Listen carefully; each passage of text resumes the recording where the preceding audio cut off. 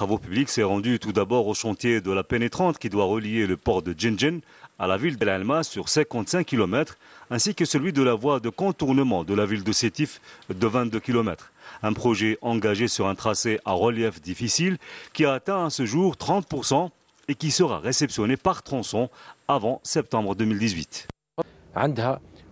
Toutes les conditions sont réunies pour que la wilaya de Sétif prenne son essor économiquement et influe positivement sur les wilayas limitrophes.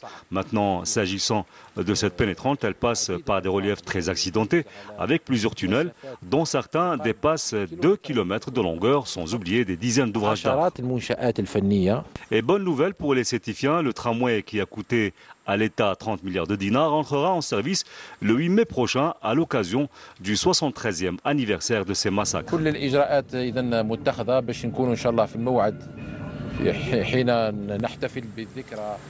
Toutes les mesures ont été prises pour être au rendez-vous le jour J, le 8 mai prochain, et inaugurer ce projet vital pour Sétif.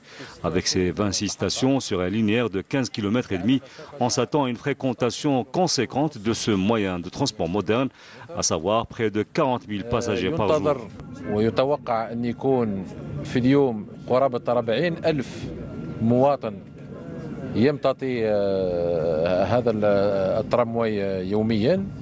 À Bir el-Arch, Abdelghani Zahlan a visité le chantier de dédoublement et de modernisation de la voie ferroviaire Sétif-El-Ghourzi, insistant sur la nécessité de réceptionner ce projet d'un linéaire de 118 km entre les wilayas de Sétif et de Constantine en juin prochain.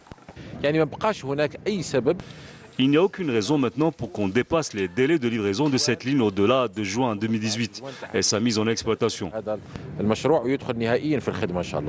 Le ministre des Travaux publics et des Transports a inspecté en outre plusieurs projets de son département, dont celui de l'extension de la piste de l'aéroport 8 mai 45, où il a suivi un exposé sur le projet d'extension de l'aérogare du même aéroport.